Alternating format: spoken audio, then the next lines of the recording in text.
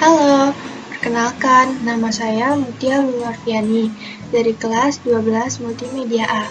Pada kesempatan kali ini, saya akan membahas tentang industri, khususnya industri pertanian. Kebanyakan orang mengasumsikan bahwa industri hanyalah kegiatan ekonomi manusia yang mengolah bahan baku atau bahan mentah menjadi barang setengah jadi atau bahan jadi.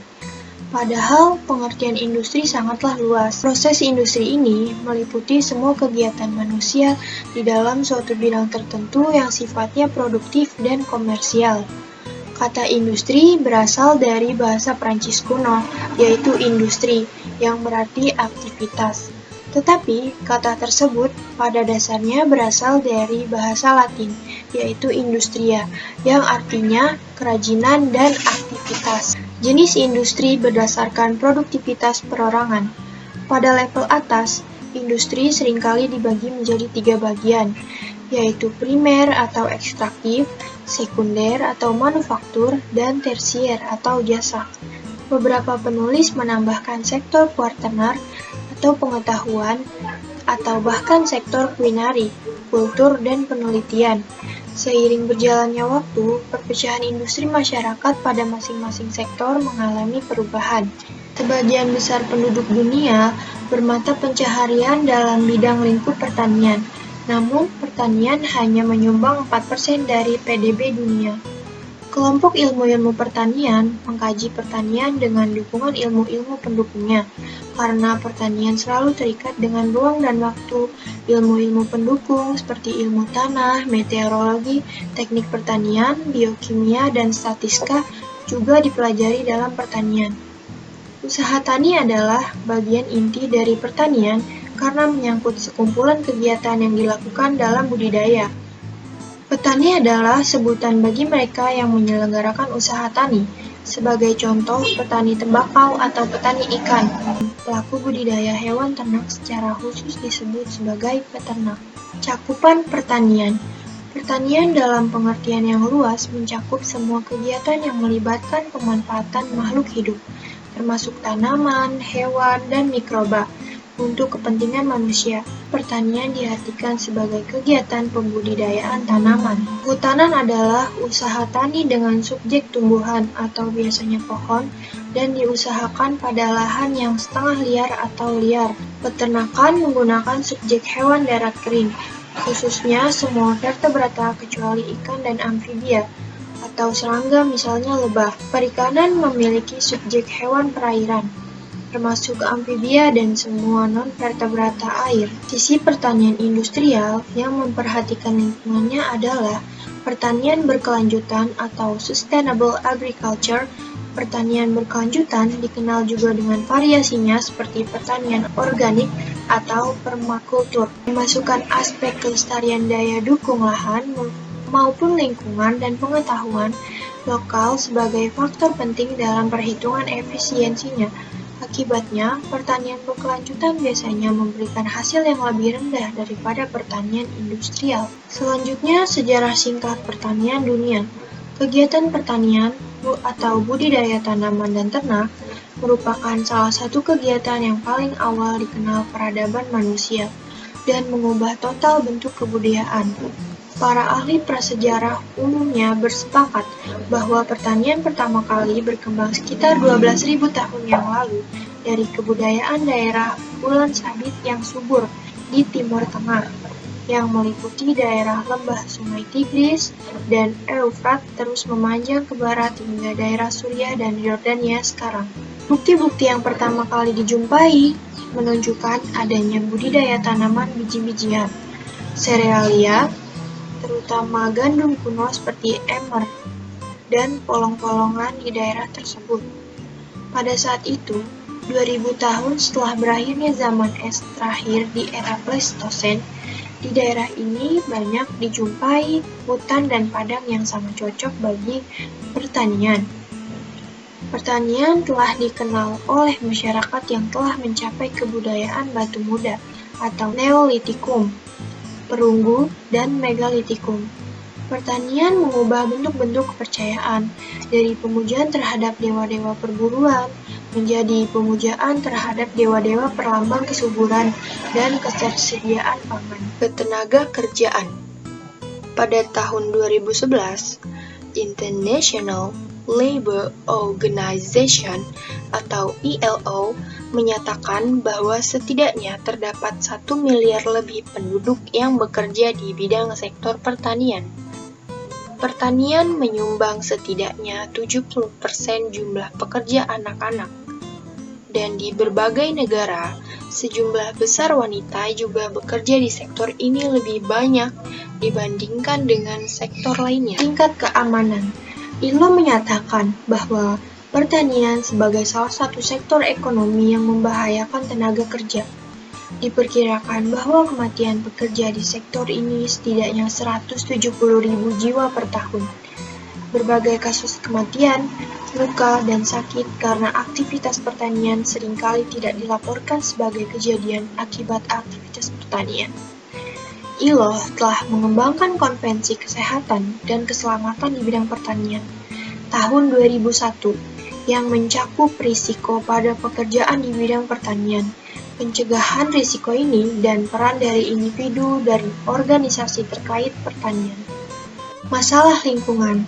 Pertanian juga mampu menyebabkan masalah melalui pestisida, arus nutrisi, penggunaan lahan dan air yang berlebih, hilangnya lingkungan alam, masalah pada hewan ternak, dan perubahan iklim. Ekonomi pertanian. Ekonomi pertanian adalah aktivitas ekonomi yang terkait dengan produksi, distribusi, dan konsumsi penduduk dan jasa pertanian. Hal ini terkait dengan efisiensi yang begitu tinggi dalam bidang pertanian dan dikombinasikan dengan peningkatan nilai tambah melalui pemrosesan bahan pangan dan strategi pemasaran. Konsentrasi pasar juga telah meningkat di sektor ini, yang dapat meningkatkan efisiensi. Perubahan ini mampu mengakibatkan perpindahan surplus ekonomi dari produsen atau petani ke konsumen, dan memiliki dampak yang negatif bagi komunitas pedesaan. Digitalisasi perlu untuk merespon keterbatasan tenaga kerja dan juga meningkatkan efisiensi yang mampu meningkatkan produktivitas bisnis, value, produk dan konsumen baru mendistruktif teknologi budidaya konvensional.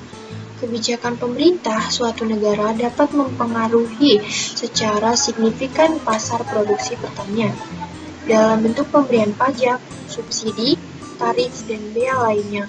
Namun, pada tahun 2019, masih dapat sejumlah distorsi kebijakan di suatu wilayah dilaporkan dalam bentuk volume produksi atau berat. Selanjutnya, pertanian di Indonesia. Indonesia dikenal sebagai negara agraris dengan tingkat kesuburan tanah, tetapi belum memberikan dampak positif terhadap tingkat kesejahteraan rakyat Indonesia, yang dibuktikan dengan adanya tingkat kemiskinan dan berakibat terhadap gizi buruk di Indonesia. Mengapa hal ini dapat terjadi? Pasalnya, negara yang memiliki sumber daya yang melimpah belum menangani dengan optimal terhadap industri pertanian di Indonesia, baik dari sisi pengelolaan sumber daya, proses, dan pemanfaatan sumber daya pertanian tersebut. Mengapa bisa demikian? Hal ini disebabkan selain adanya ketimpangan kepemilikan lahan yang menyebabkan industri pertanian belum optimal. Selain adanya ketimpangan kepemilikan lahan yang menyebabkan industri pertanian belum optimal adalah karena yang pertama, faktor sumber daya manusianya di bidang pertanian di rata-rata berusia lanjut dengan kapasitas pemahaman terhadap pengelolaan masih lemah karena tidak didukung oleh ilmu pengetahuan yang cukup. Yang kedua, daya dukung proses produksi belum tercukupi karena rata-rata petani di Indonesia dalam menggarap lahan masih menggunakan cara-cara tradisional, sehingga biaya menjadi tinggi dan hasil kurang optimal. Yang ketiga, faktor-faktor tersebut disebabkan karena minimnya perguruan tinggi yang mempunyai program studi yang berorientasi terhadap industri pertanian, baik studi yang terkait dengan pengolahan lahan pertanian, manajemen pemeliharaan tanaman, teknik pengolahan pasca panen, dan teknik produksi untuk produk jadi, serta manajemen tata niaga hasil pertanian. Adapun upaya-upaya pemerintah dalam meningkatkan sektor agrikultur di Indonesia yakni 1. Menerapkan sistem eco-farming. Strategi eco-farming merupakan peningkatan sistem budaya di sektor pertanian yang ramah lingkungan dan terinspirasi dengan kearifan lokal di setiap daerah di Indonesia. Strategi pertanian ini dikenal dengan istilah pertanian organik. Yang kedua, distribusi pupuk secara merata. Pupuk merupakan salah satu unsur pertanian yang sangat dibutuhkan oleh petani. Tanpa adanya pupuk, tanaman pertanian tidak akan berkembang optimal. Ketersediaan pupuk di daerah pertanian perlu dijaga. Untuk menjaga ketersediaan dan kestabilan harga pupuk, pendistribusian pupuk harus dilakukan secara merata. Yang ketiga, perbaikan irigasi air, yaitu merupakan salah satu komponen utama bagi sektor pertanian. Dalam melakukan kegiatan pertanian diperlukan sistem irigasi yang baik. Selanjutnya, yang keempat, pembangunan dan perbaikan sarana pertanian. Strategi ini diharapkan dapat memudahkan kegiatan pertanian. Salah satu bentuk pembangunan yang dilakukan adalah pembangunan beberapa waduk di wilayah Indonesia untuk mencukupi kebutuhan pertanian. Dan yang kelima, pembukaan lahan baru. Pembukaan lahan baru ini bertujuan menambah jumlah produk pertanian yang dihasilkan dan juga dapat membuka lapangan pekerjaan baru bagi masyarakat. Yang keenam, penyuluhan pertanian.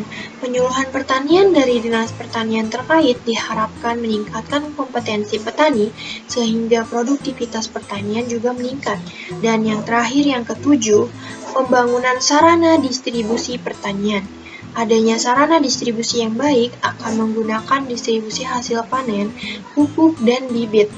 Pembangunan sarana tersebut yakni dengan pembangunan jalan desa, listrik masuk desa, dan pembangunan pelabuhan sebagai sarana distribusi antar pulau. Penerapan strategi akan optimal apabila masing-masing mempunyai peran yang berimbang di bidangnya, sehingga dapat berkolaborasi dengan baik dan menghasilkan kekuatan yang luar biasa.